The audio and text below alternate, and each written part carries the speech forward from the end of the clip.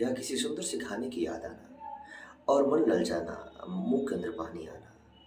वो ही आभास दोस्त हैं, उसकी याद आना, उनकी बातें याद आना और उनके बारे में मनन करना और मन ही मन प्रसन्नचित्त हो जाना या कुछ उस बेअदब सी बातें हैं जिनका कोई मतलब नहीं है और वो दर्द भी दे सकती हैं कुछ दुख भरी।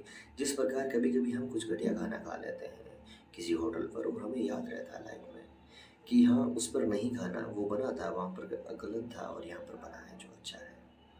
दोस्त भी बस ऐसे होती है, हज़ारों बातें होती हैं, उस हज़ारों के अंदर 500-600 गलत बातें होती हैं और 500-600 अच्छी बातें हैं। ये सिर्फ़ याद है। हर वक़्त, हर जगह, हर किसी के साथ उपस्थित होना और लंबे समय तक बने रहना, ये बहुत मुश्किल है। ये रह भी नहीं सकते। जिस प्रकार के द्वापर के अंदर कृष्ण हुए, वो कुछ समय तक उपस्थित थे, उसके बाद उपस्थित नहीं, मात्र मनुष्य उनकी मूर्तियों के साथ वो विराजमान है। या पिता होना, माँ होना, कुछ समय तक होना और जैसे-जैसे हम भी उनकी एज के अंदर पहुँचे, वो चले जाना और मात्र उनकी यादें और कल्पनाएँ मस्ती के अंदर ज़िंदा रहना। उनका पालन-पोषण जैसे किसी विद्यालय के अंदर किसी अध्यापक का चित्र से पढ़ाना और जब वो चीज़ याद आई तो उस अध्यापक की वो बातें याद आना। मगर वो अध्यापक, वो एनवायरनमेंट, वो वातावरण, वो चारों तरफ बैठे हुए विद्यार्थी में फिर याद नहीं आते। सिर्फ़ बातें रहती हैं मस्ती के अंदर, उसे याद आना कहते हैं। याद आने का मतलब कभी भी ये नहीं होता जीवन के अंदर। शारीरिक बहुत कम होते हैं यादों में, मानसिक बहुत ज़्यादा होता है। याद का यही मतलब होता है कि जो चीज़ नहीं है, केवल मस्ती के अंदर उनके बारे में कल्पनाएँ करना, ये याद है।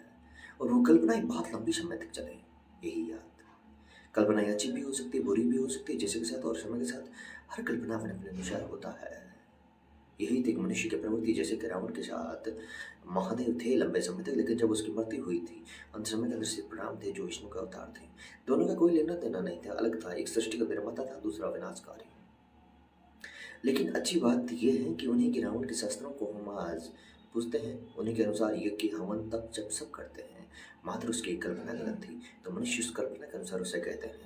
तो यही जीवन है और ये है क्या आई डोंट नो बट ठीक है, यही दोस्ती शायद लगता है मुझे।